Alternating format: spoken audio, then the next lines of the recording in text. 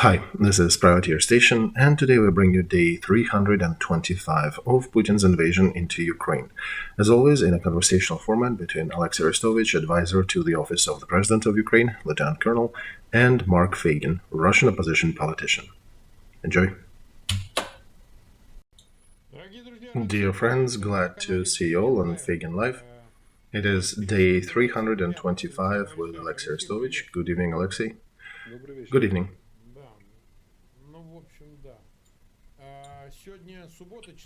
It is Saturday, January 14th. Time is 2 minutes past 10 in Kiev, 2 minutes past 11 in Moscow, and 83,000 are watching us live already. 17,000 of you clicked the like button. Thank you for joining. And of course, do not forget to subscribe if you haven't done that yet to Feigin Live, to Olexiy Arestovych.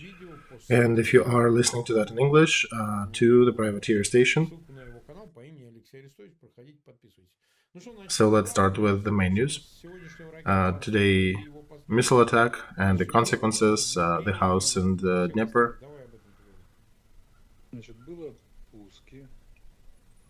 They launched about 31 missiles today. Out of them, 5 were tactical, like X-59. They were shot from tactical aviation jets with a distance of about 300 miles. And there was also earlier attack today with C-400 missiles. These are the ones that usually hit, and then you hear the sirens. So that was early in the morning. And then there was another attack at 9. Then there was an attack of 10 calibers from Black Sea and 21 cruise missiles, out of which 5 were tactical and 5 were X-22s. One of the X-22s hit the apartment building in Dnieper. There were 72 apartments in the section of the building that were destroyed.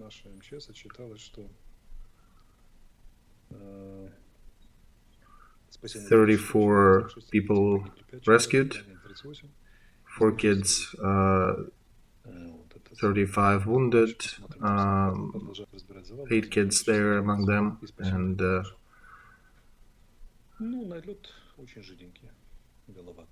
they're still going through the rumble, discovering dead bodies. That was X-22. The average accuracy of these is about 600 yards, and they cannot be considered effective missiles for infrastructure attacks. So that basically underlines that their missile stash is pretty depleted. Do not consider that their missile attacks will be stopped. They will continue. They will be just smaller. So the previous one was 60-something. Before that, there was another 70. Before that, there was 100. And then over 100. And today, there was just 31. So how many of them did you shoot down? Let me check. I think it was 20-something that we shot down. There's a lot of different data sets coming. 21 was shot down. Out of... Yeah, we shot down 3 tacticals and the rest were the big ones. So in Dnieper, there was no capability to shoot it down.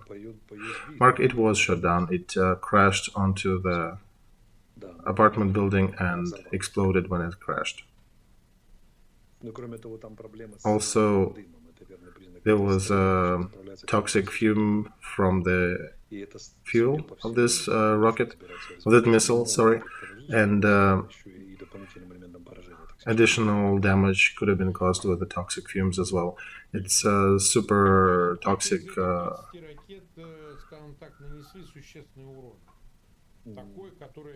substance. So, how many missiles did cause significant damage?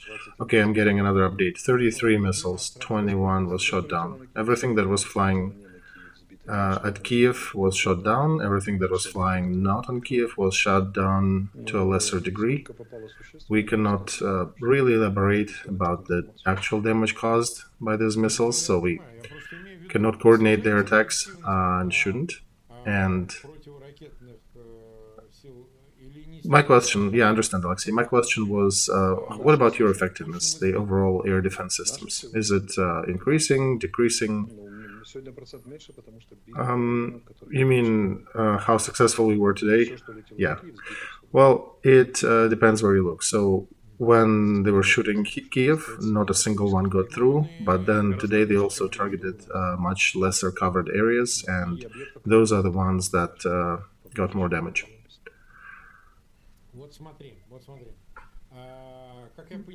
All right, so as I understand, everything with drones may have waned. Oh, Mark, just give them time. They may have that stashed that away for another opportunity. They can start flying within an hour. So, okay, but let's talk about the missile kinds they're shooting. Olexiy, is it if they continue using these ones?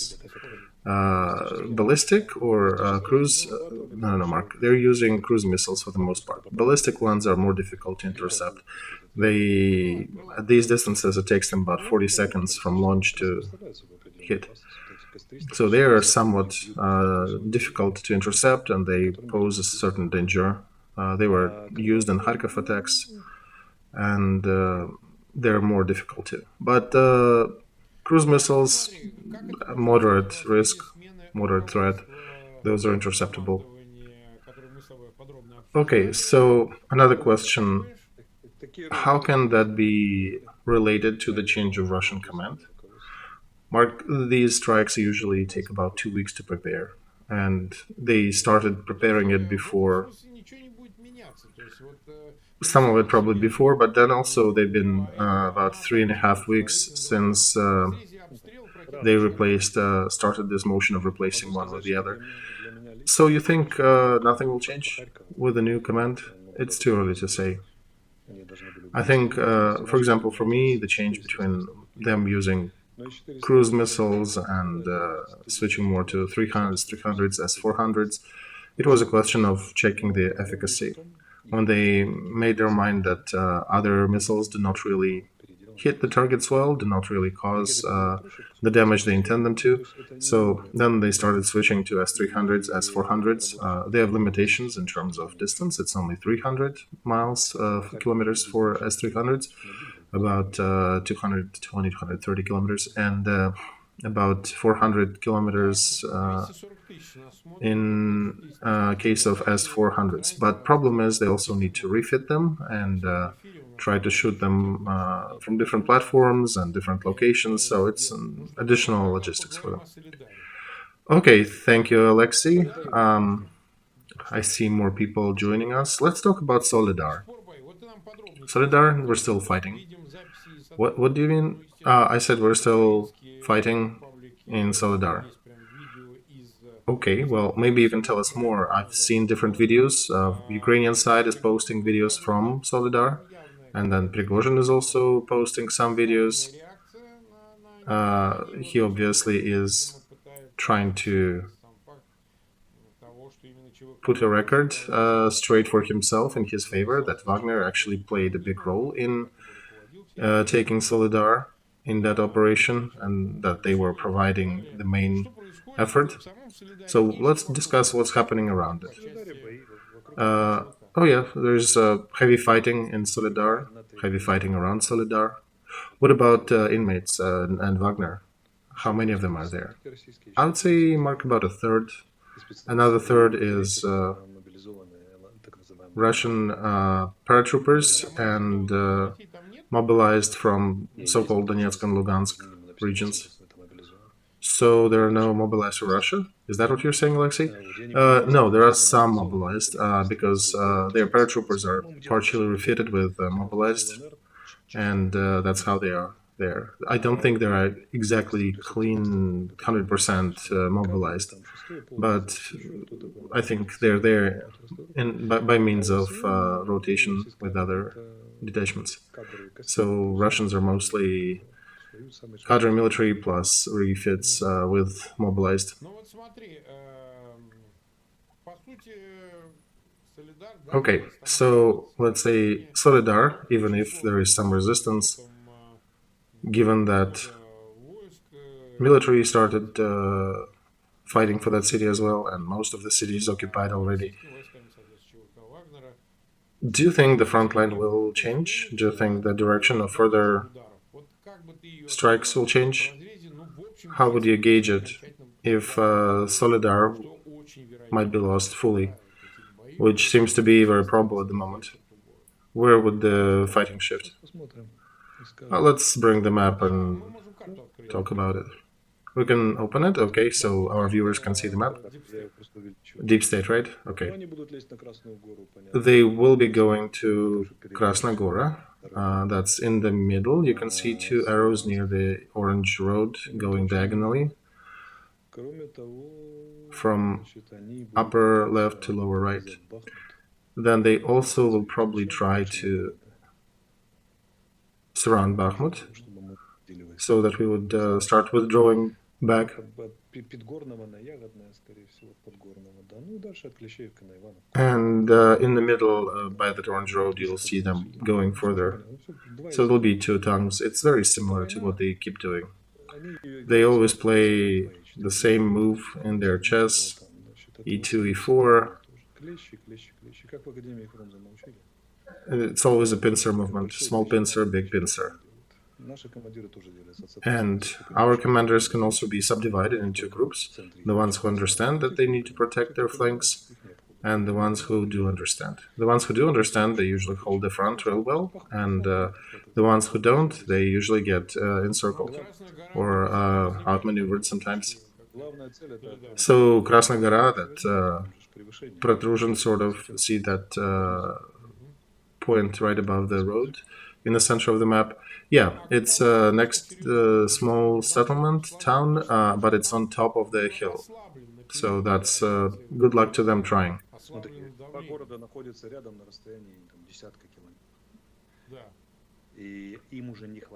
Well, Mark, look also, these two towns are about 10 kilometers away from each other, but they're not strong to a degree that they had to move some of the troops from Bakhmut to be able to capture parts of Solidar. So they can't even maintain the effort on such a short distance of that front.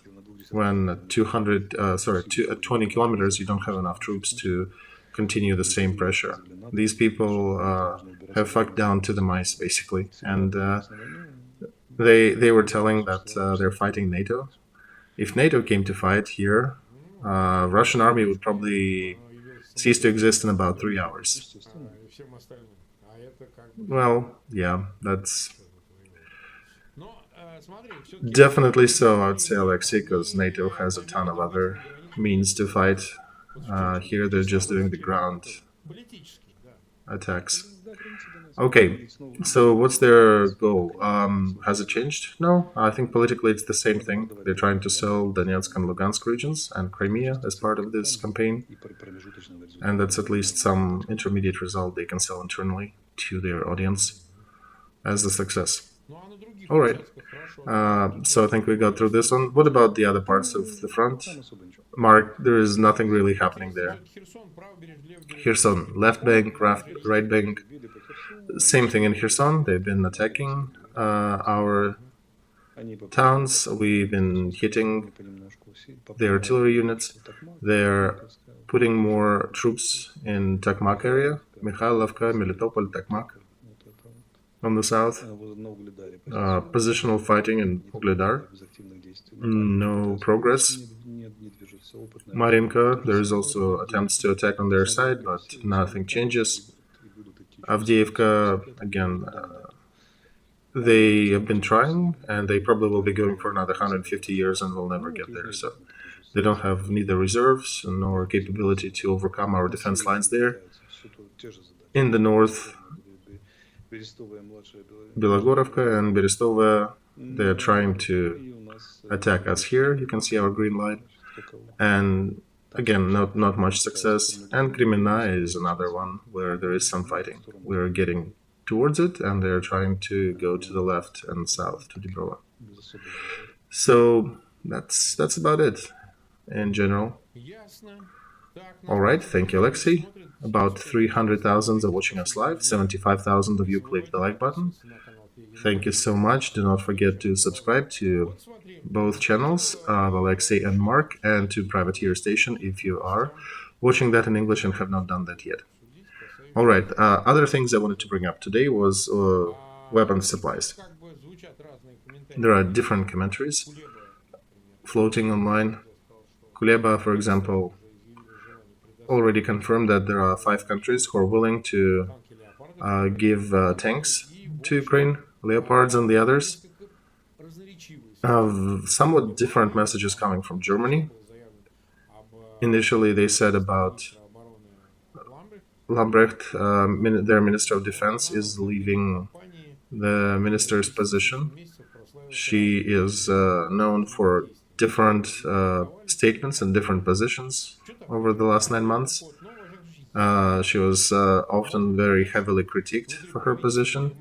So we're still getting different mixed messages from Germany, and understandably there is a very critical discussion going on in Germany right now. Because we understand they can stop other allies from sending Leopards because Germany owns part of the technology. I think, Mark, the discussion is not, it's not a raging discussion in Germany. I think they just don't want to be the first. I think they would gladly give tanks, but they don't want to be the first. Poles are the first ones. And yeah, right, Olexiy, Poles and Brits are also giving it some challengers, right? Yes, Mark. Brits are also giving challengers, but I think the major tank, the biggest number will be Leopards that we'll receive.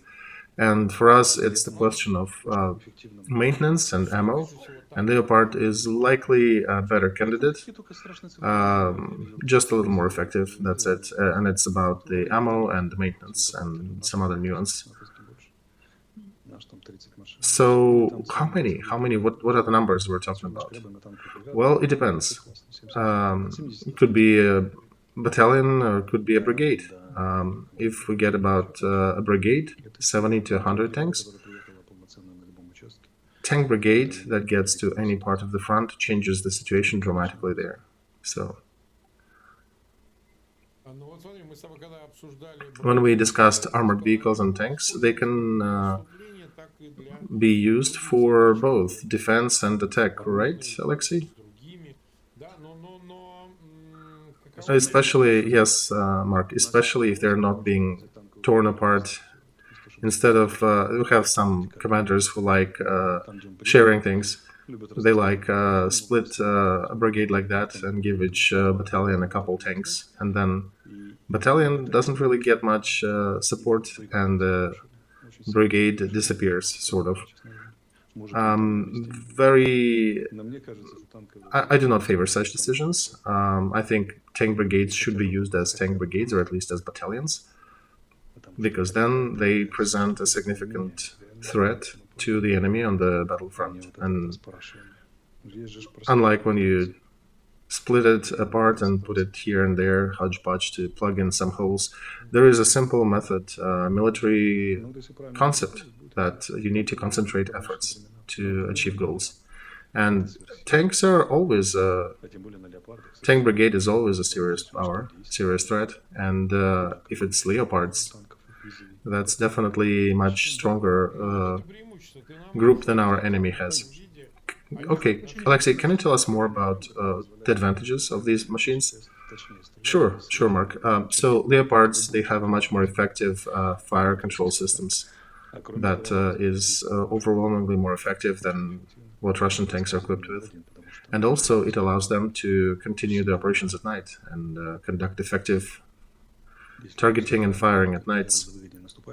So they're very well equipped with night vision and heat vision systems. And the driver also has night vision set. And it's a huge advantage. And night attack of a tank battalion or a tank brigade, you don't want to wish it upon anyone. And that's where the advantages of the Western armor should shine. they're seriously well equipped for any night operations, much better than anything that Russia has. Those mortars, by the way, the heavy armored vehicles, they're also equipped with night vision. So imagine a situation, it's night, you don't see who and where is shooting you from. And they do, and they shoot you up as on a target practice.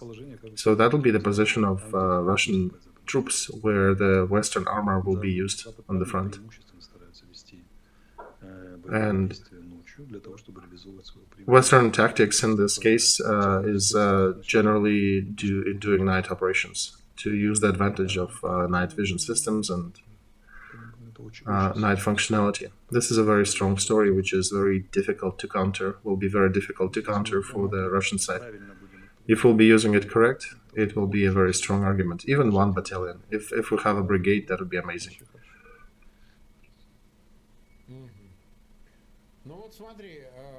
And also, it's about the start. Let us train, let us start preparing them and using them in battle, and after that, very likely this supply will increase. One shouldn't think that one battalion or one brigade will be, that's it. It just takes time. All right. 320,000 viewers online with us. Let's take another angle. We have Rammstein approaching, Rammstein 8. Given what happened today, some dramatic stories and the house destroyed in Dnieper, do you think that there may be additional considerations for wider nomenclature? Perhaps finally deliver some of the heavier UAVs. I saw the news today that Ukrainian defense systems are testing a Ukrainian UAV, an original Ukrainian made, not any refit of an older model. Do you think if the West would be able to chime in with their models, that would give some advantage? I'm not even talking about the jets, right, F-16s and all. Some tools that may reach Kremlin, Ostankino TV Center, some symbolic things like that. Mark, the transfer of military equipment is following the plan, and emotional experience that is provided by dramatic events such as deaths of civilians and children during this war, it does help to military and bureaucrat officials in the West to make decisions that they were not sure about earlier.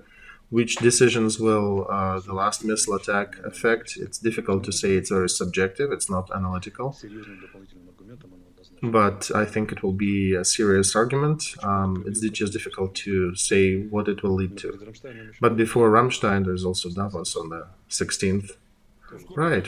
And then there is a Munich conference and possible speech of President at the Security Council of the United Nations at the annual milestone of this war.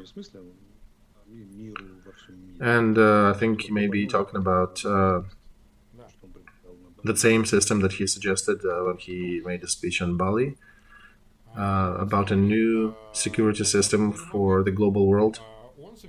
So let's talk about this. You think he will be leaving Ukraine for that meeting? No, Mark, it's too early to talk about that.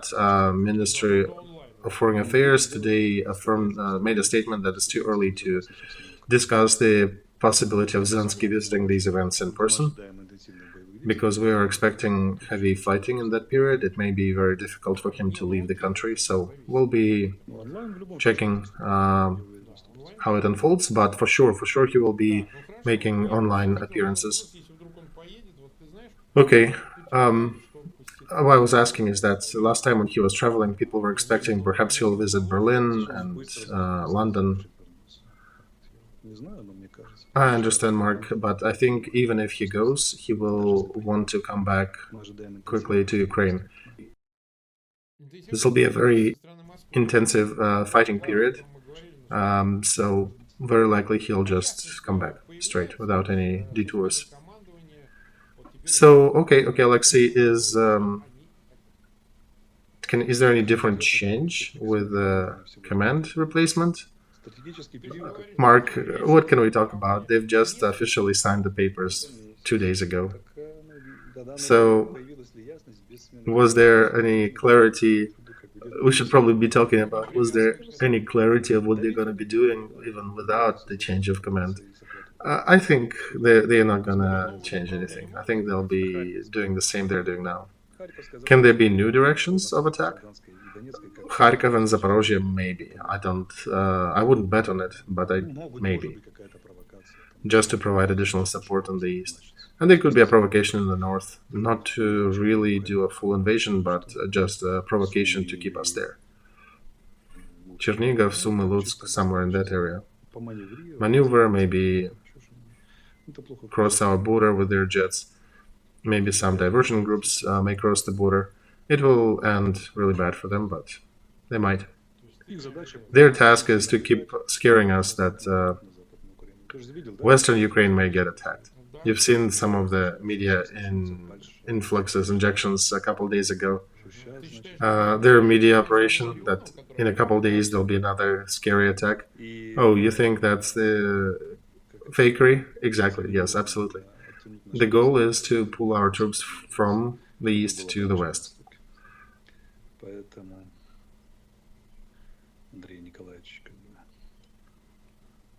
So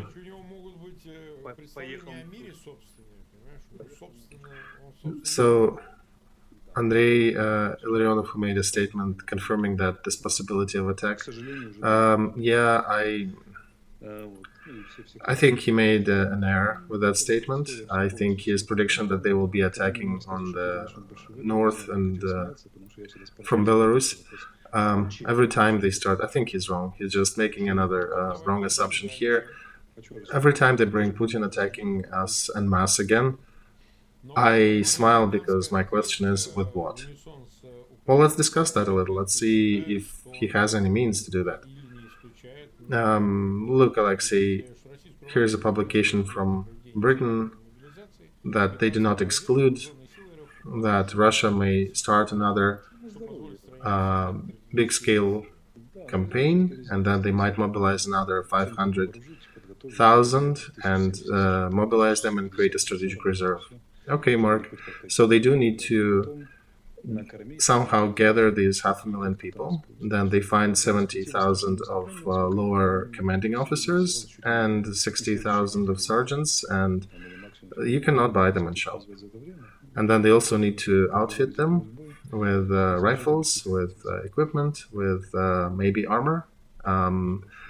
So, yeah, just it's laughable. These plans are laughable, all the ones who are voicing them. So they think it's completely impossible. I think this attempt to do a next wave of mobilization may break their back, may break the back of Russian military machine. It's too complex of a system, of action system to do. To call upon 500,000, outfit them, train them, and to also use another 200,000 in the meantime on the front. It's very reminiscent of the agony of the whole system before its collapse. Shuffling of their commands and making announcements about big advancements. You know, typical Russian situation is instead of full battalion, they would have a company. On paper, they have one. On paper, they would have 100 people. In reality, they have 30. The intensity of the artillery shelling is down by at least a third, in most cases, 2/3. And they're saving shells. You can tell on the front they are saving shells. And there's nothing on the horizon to see the change in that trend. And they're dying at a strategic level. Of course, on a strategic level, it means that it takes months. But no 500,000 can save them, because it's not just 500,000 ready soldiers. You need to call them, to draft them. You need to dress them. You need to equip them. Where do you get the clothes? You need to sow them, you need to make them. They don't have material, they don't have production capacity. Some materials are special. Where else do you take body armor and helmets? 500,000 rifles, maybe they can find those. But where do you find 70 or 80,000 sergeants and 60,000 lieutenants? You cannot buy them anywhere. And without a lower command level, the generals may be grand cousins of Napoleon and Wallenstein and Kutuzov, but they will not be able to achieve anything because everything is, at the end of the day, on the shoulders of a lower commanding officers. So, all right, we've been live for 31 minutes. We have a little more time left. There is another question about the role of Erdogan right now. He made another set of statements about perspective of negotiations, and I would say they are ambivalent. For example, he said that he gave a new interview, and Turkey is going to promote an idea of local armistices in Ukraine. His representative said that he does not see a full peace agreement between Moscow and Kiev in the near future, so they do acknowledge that already. They did mention the new architecture of the world. Erdogan's representative said it was not true that Turkey supplied any of the cassette-type ammunitions to the front. But they did say also that any agreement will not be sustainable unless it considers Russian position in it as well. But it's kind of a combo of different things that he states here. In your opinion, given all the input, such a doggedness of Turkish side, which is combined with hindering Sweden from joining NATO, their own conditions about Kurds and situation there. Do you think it's destructive that Erdogan insists on this intermediary role? I would say it's very difficult to love Putin, but he has to, in the name of Turkish national interests. They're basically milking the situation for their preferences. Turkey, it's not a secret, became a harbor, a safe harbor for Russian finance, both government and personal. And they get big discounts in energy from Russia. We don't even need to look far. There was a discount for natural gas with an opportunity to delay payments for up to a year. So basically, to delay payments for what is already supplied. This is unprecedented offer, and it's pretty unusual in the business world. But how did they get there? With all these means, with all these statements. And it's their position. They've been in somewhat counter position a bit against America. They've been also having their own opinion about NATO and European countries, so they're mostly pandering to their own country's interests, and that's the image Erdogan was building, that he always has his own opinion. They are a rather effective intermediary. We can see that when they participate in exchange of prisoners. And they also keep helping us with the supplies of Bayraktars, and they're building some of the corvettes. So they're playing their game. We understand their positions, and we play ours. If they admit that there are no chances for successful peace talks in the next few months, I understand they recognize our position. And our position hasn't changed. Get the F out of our land, and then we can talk.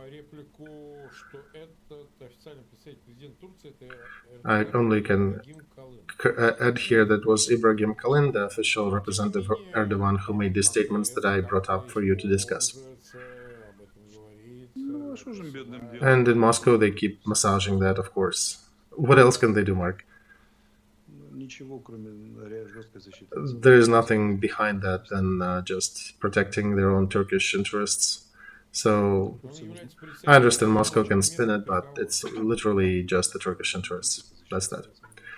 Okay, so no peace talks, nothing. Not until they remove. Okay. I don't know if you know, but Olexiy, you may have seen. It's the last thing that I bring up for today. We're on minute 36. In Russia, they continue attacks on the creative professionals who make statements against this war. Alexei Nazarov is a famous actor, rather famous. I actually visited one of his plays. I'm trying to remember which one did I attend in person. It was several years ago. It was Samara Bulgakov staging. He was one of the main. He was one of the main characters, one of the leads. So he was fired together with his wife from Mkhat, a very famous theater by Khabensky, its director. And there are a lot of people who left, a lot of artists who left Russia. Many of them are taking very stern position against Putin. I listened to what Nazarov said. Of course, he is not on the same level as I am in his hate to Putin's regime, but I would say when you say things like that in Russia, they can execute you. So there still is a push from within Russia, from the arts society, and it's a sensitive split there. People realize that Khabensky is an ass. He pretended to be a normal person, but he is just an ass who is pandering to Putin's regime. And then there is a big chunk of the cultural society who take an anti-war stance. Many of them immigrated, many of them left the country, and they make statements. Nazarov's speech is pretty straightforward and strong. Do you think this process, that this crack, that cultural crack, may deepen? Taking bigger people like Pugacheva and others into consideration and their statement? Mark, I think this is more of a conscience stance. I always said that I don't think it can be converted into a political movement, but as I always said, in Russia, it is about the same number of honest people being born, like everywhere else in the world. It's an average throughout the planet. The problem is how many of them reach the age and maturity and fame where they are known and their position is known. So when Nazarov from a capital theater is talking, people hear him, of course. But when somebody in Vladivostok, probably not. Remember the fourth day of war, when there were tens of thousands of people protesting the war? You have to be brave to protest the war, which everybody thinks... when most populace in Russia think this war is won. So they had 36,000 marching on the fourth day. Usually one of 100 people comes out to protest. So we multiply that, you get about a third of, about 10% of Russian populace that is eager to protest actively. That's a lot. That's a very big number. And, it's... interesting that this process still goes, and they fired Nazarov and his wife, and people see that. The action of conscience is still a strong statement. We remember Lia Hidjakova, Makarevich, Basilashvili, a lot of different artists who preferred to maintain their honesty versus pandering. And then there are actors who are generally under Putin's spell and who believe in what they're saying. Oh yeah, there are those who are bitten, right, that Putin is right. that they have to press and push, and despite all the drawbacks, Russia has to prevail. And then there are others who are like Kalagin, who can always connect to anybody in power. Oh yeah, he's a fraud. Okay, okay. It's the choice of conscience. You cannot make politics on this, but one can applaud to people who take such a strong position that knowing that they will lose everything after and still take it.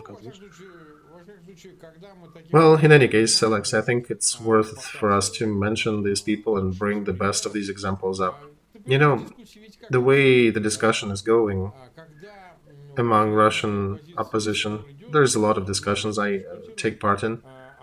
What do we call the Russian citizen to protest, to resistance?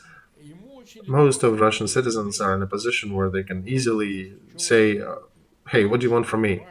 You, your cultural intelligence, people with names and money and fame and acknowledgement, the conscience of nation who have things to lose, many of them do support Putin. What do you want from us? We are, peasants here, just little cogs in the system. What do you want from us to do? And of course, there are others who do take a stance, who actually change that position a bit. But there's also a big group of artists and cultural figures who are pandering to Putin's regime and thumping his drum and saying, "Hey, let's gather more money for socks or for night vision systems for our dear Russian boys on the fronts of Ukraine." So this is somewhat what I'm talking about. Is that discussion is basically it's their excuse, it's their leeway for an average citizen to not do anything, to say, "Well, what do you want from me?" These public figures are supporting Russian military operation. Today, Mark,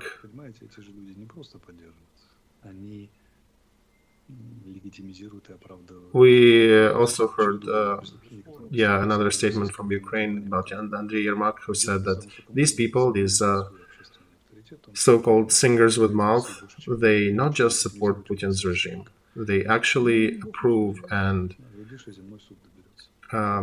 they allow all these military and war atrocities to be happening on this war. They try to launder and normalize what Russia is doing there.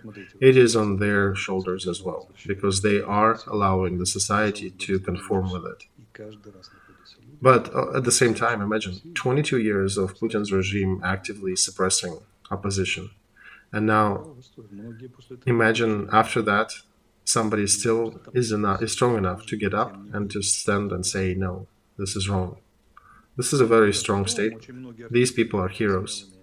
Later, when Putin will be toppled, of course, there'll be a lot of those artists coming out and saying, oh, our leader was a bitch, we did not see that, we were fooled by his words, by his officially stated intentions. There'll be a lot of movies demystifying the cult of personality of Putin, and there'll be a lot of switching of the position and changing rhetoric.